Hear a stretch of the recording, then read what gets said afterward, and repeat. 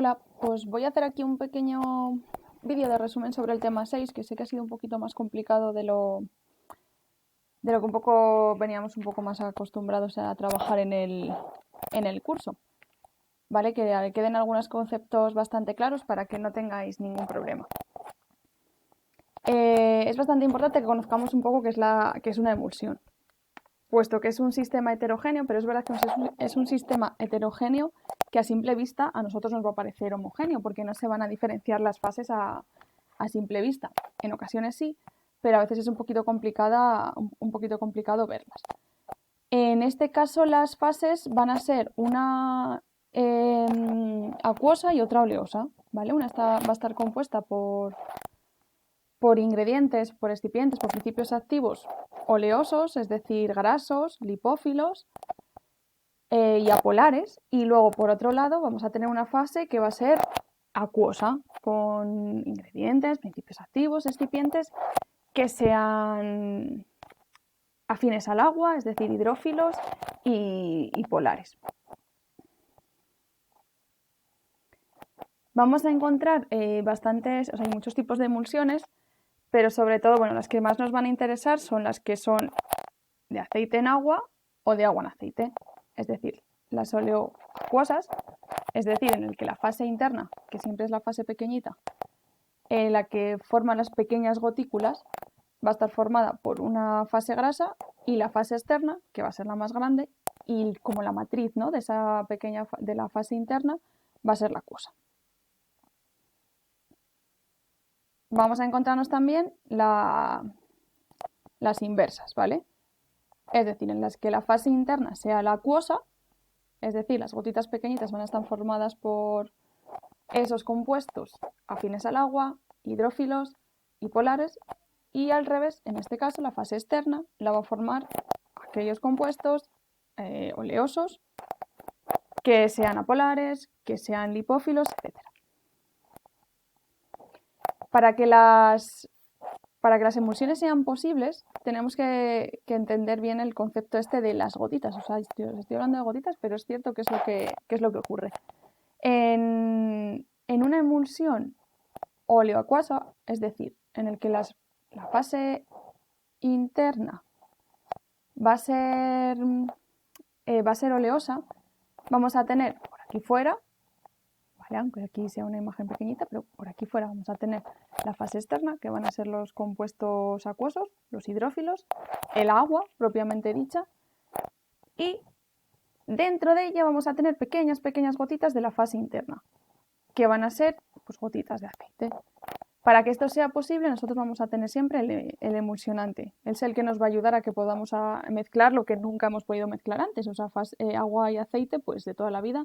Siempre se han dicho que no se puede mezclar, pero en este caso sí que vamos a conseguir mezclarlos, ¿vale? Pero todas las emulsiones van a tener esta forma. Son gotitas de la fase interna en una matriz, dispersas en lo que es la fase externa, ya sea acuoleosa o oleoacuosa. Aquí es igual. Y en este caso pues tendríamos la fase interna, que sería la formada por los compuestos hidrófilos, y la fase externa, que sería la oleosa, con compuestos, pues eso, aceites y lipófilos. Luego, bueno, conocer que también se usan mucho además ya no solo en formulación, sino también en dermocosmética, las acuosilicónicas. Pues eso, porque no aportan prácticamente grasa, dejan ese efecto de como que desaparecen los poros, ¿vale? Eso seguro que lo veis en muchas cremas para pieles grasas y que no dejen esa sensación así de poros marcados. Luego microemulsiones cuando se hacen las gotitas súper pequeñitas, pero bueno, eso ya es un poquito más complicado, normalmente son a nivel de industria, pero bueno, se pueden hacer, ¿vale? Y múltiples en las que tenemos como dos fases externas y a la vez dos fases internas. Son múltiples, se juegan con las pequeñas micelas y se crea una emulsión que luego a la vez se emulsiona en otra emulsión, ¿vale? Luego, muy importante, evidentemente, conocer los ingredientes que van a ir en cada fase. En la fase acuosa, pues los que se lleven bien con el agua. Aunque suene así muy muy poco técnico, pero realmente sí, los ingredientes que se lleven bien con el agua, es decir, los que sean polares, los que sean hidrófilos. Los agentes humectantes, pues porque la mayoría son todos hidrófilos, ¿vale? Pues todos estos conservantes, los antioxidantes y, claro, evidentemente los principios activos que sean hidrosolubles. En la fase oleosa, pues vamos a tener siempre, evidentemente, todos los aceites, las vaselinas, parafinas, lanolinas, las ceras, los alcoholes grasos que, bueno, que de hecho es verdad que pensamos en el alcohol, o sea, a lo mejor como el etanol, pero no, o sea, los alcoholes grasos no tienen nada que ver. De hecho, la mayoría de las veces son hasta sólidos y sí que, vistos físicamente, sí que tienen aspecto ceroso también. Ácidos grasos, pues, conservantes, evidentemente, los liposolubles, antioxidantes liposolubles. Y bueno, cuando se usan también las siliconas, ya no solo como fase, sino también como ingredientes, también se pueden usar muchas veces en esta fase, ¿vale? Y luego lo que también es muy importante es que conozcamos lo que decíamos antes, los emulsionantes, los emulgentes. Es decir, es lo que nos va a permitir que tengamos una emulsión. Sin ellos es muy, muy, muy difícil que lo podamos conseguir. Podemos hacerla, pero lo podemos mantener en un momento. O sea, un momento muy, muy corto. Sin el emulgente, pues al final se nos va a acabar rompiendo y se nos van a separar las dos fases, la fase oleosa por un lado y la fase acuosa por otro, de una forma uniforme o como una especie de cremado, ¿vale? Entonces, ¿qué nos va a pasar con estos compuestos? O sea, los agentes emulgentes lo que van a hacer es tener grupos polares y grupos apolares en la misma molécula. O sea, el mismo emulgente va a tener los dos grupos. Por eso nos va a facilitar que podamos unir una fase polar con una fase apolar. No se mezclan entre ellas, pero sí se van a juntar a la fase acuosa se va a juntar a la parte polar del emulgente y la fase oleosa se va a juntar a la parte apolar del emulgente.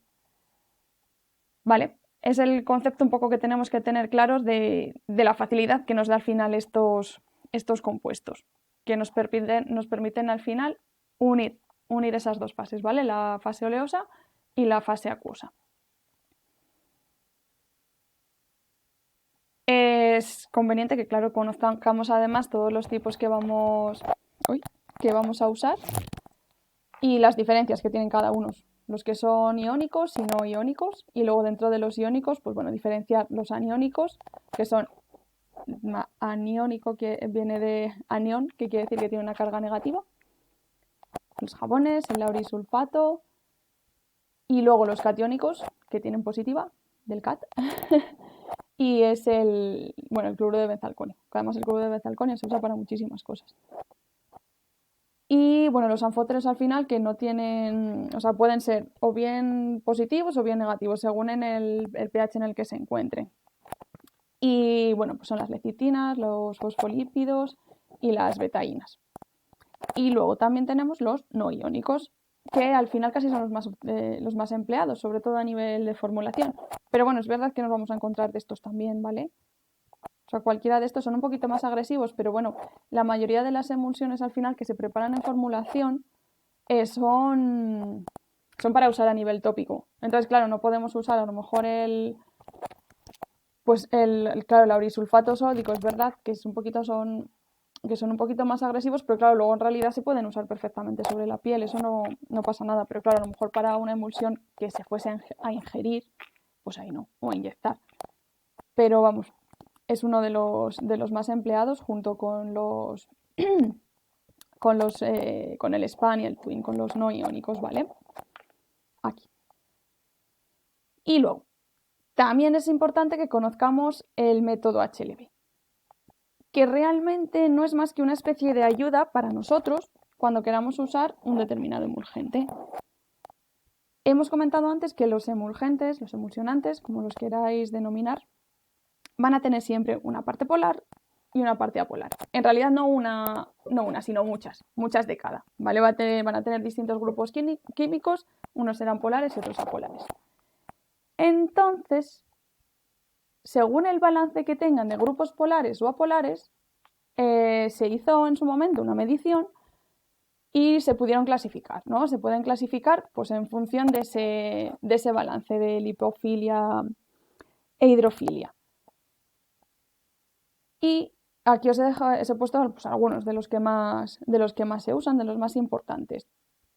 ¿Y cómo se midió esto? Bueno, pues se fueron midiendo los distintos grupos y cómo afectaban al comportamiento del emulgente. Entonces, al final, este comportamiento se va a venir reflejado en cómo lo vayamos a emplear nosotros. Entonces, según las mediciones, pues a cada emulgente le correspondía un número. Cuando los números son más bajitos, quiere decir que tienen más grupos apolares, ¿vale? Más grupos con tendencia pues, a juntarse a la fase oleosa, ¿vale? Cuanto más pequeñitos, pues con más grupos de este tipo. Y al contrario, cuando el número es más alto, al revés, más grupos polares, es decir, son más hidrófilos. Pese a que tienen afinidad por las dos fases, tanto por la acuosa como por la oleosa, los que tienen un alto valor de HLB, pues tienen un poquito más de afinidad por la fase acuosa, y los que tienen un número bajo de HLB tienen un poquito más de afinidad por la oleosa, ¿vale? Esto nos va a ayudar, pues, por ejemplo, si queremos hacer una emulsión con una fase externa acuosa, nos va a resultar más fácil que escojamos pues, uno de los que tienen más grupos hidrófilos, porque al final la fase externa siempre suele ser la más abundante, ¿vale? Entonces, pues un poquito para eso, no os lo tenéis que aprender, pero bueno, simplemente que entendáis el concepto y que esto realmente, o sea, el hecho de la explicación del balance de hidrofilia a lipofilia viene simplemente para que entendáis eso, que bueno, no todos los emulgentes son iguales, no solamente hay uno, hay muchos, y unos nos vienen mejor para unas cosas y otros para otras. Por eso también está aquí esta pequeña tabla, que también es para que lo entendáis, ni hay que aprendérsela ni nada, ¿vale? Por ejemplo, estamos aquí, aquí tengo no la fase oleosa completa, pero bueno, unos de los ingredientes que se usan para hacer las fases oleosas y que puede ser el que predomine en la fórmula. Vamos a coger, por ejemplo, la vaselina. La vaselina, claro, si ella va a estar en la fase externa oleosa, quiere decir que va a ser bastante abundante. O sea, vamos a tener una fase oleosa externa, es decir, van a abundar más los ingredientes grasos, los ingredientes aceitosos. Es decir, si la fase externa va a ser acuosa, probablemente nosotros necesitemos un emulgente de los que hemos comentado antes, que en la tabla tendrán los números bajos. Un 4. Nos vamos para acá. Pues claro, efectivamente algunos de los que están por aquí al principio, con uno de estos de aquí, pues nos valdría, lo podríamos usar para hacer esa fórmula. Pero sin embargo, si vamos a usar el mismo ingrediente, pero como fase interna, cambia mucho la cosa, claro, porque aquí no va a ser el que más abunde, no vamos a necesitar tantos grupos lipófilos para que se produzca la emulsión. Justo al revés, aquí va a abundar los ingredientes que tengamos para que nuestra fase externa sea acuosa, ¿vale? Igual, esto no hay que aprendérselo, pero simplemente para que lo entendáis, ¿vale? Que entendáis un poco cómo funcionan los emulgentes. Y luego a mayores, bueno, pues lo del no tener un HLB adecuado, que se puede pasar, pues que te recomienden usar uno de... A ver, ¿dónde tengamos aquí un salto? Uno que no... Así es que al final es verdad que nos valdría una cosa intermedia siempre. Pero bueno, vamos a poner uno de 7, que todavía está un poquito alejado y justo no lo tenemos. Y tenemos uno de 2 y uno de 20, una cosa así, ¿vale? Que no tengamos uno que se adecua a la petición, ¿no? Un poco de la fórmula. Porque claro, normalmente se suele tener uno que vaya muy bien para las fases externas oleosas y otro que vaya muy bien para las fases externas acuosas. Pero bueno, aún así se puede hacer una mezcla, ¿vale? Que es lo que os puse aquí con con el método, o sea, con el mismo método del HLB, pues podemos sacar una mezcla de emulgente para conseguir nosotros la mezcla que nos vendría bien para nuestra emulsión, cuando tenemos unos emulgentes con un HLB muy dispar, ¿vale? Que uno sea para o sea, para fases externas oleosas y otro acuosos y necesitemos uno intermedio. Bueno, y esto luego es un poquito, pues al final, un poco lo que hemos estado hablando, que las fases al final pues se pueden separar si no lo hacemos correctamente. Y una de las cosas que puede suceder y que haga que se nos separen las fases, o bien que no se nos forme la emulsión, es la temperatura, ¿vale? Lo de la temperatura es muy importante, os ha salido también en las preguntas del autoevaluable. Tienen que estar todo a la misma temperatura, ¿vale? A la misma temperatura, porque si no, suena como a estar haciendo un postre, pero se corta. O sea, se puede cortar. Hay algunos momentos en los en algunas emulsiones en las que no tenemos opción, pero normalmente sí. Entonces, si tenemos que calentar la fase oleosa porque tenemos cera y hay que disolverla, o sea, que tenemos que fundirla, hay que calentar también la fase acuosa a esa misma temperatura para que no se nos rompa y se produzca así la emulsión bien, ¿vale? Y luego además hay que poner la acuosa sobre la oleosa, ¿vale? Es mucho más fácil que así se produzca bien. Es verdad que a veces al revés puede salir bien, pero es más fácil porque al final es la oleosa la que va a estar más caliente, entonces si lo hacemos al revés se nos puede romper. Bueno, se nos puede romper y se lo produce lo que os decía antes, pues o el cremado, coalescencia, que al final es una rotura de la emulsión y que se separan las fases de una manera o de otra.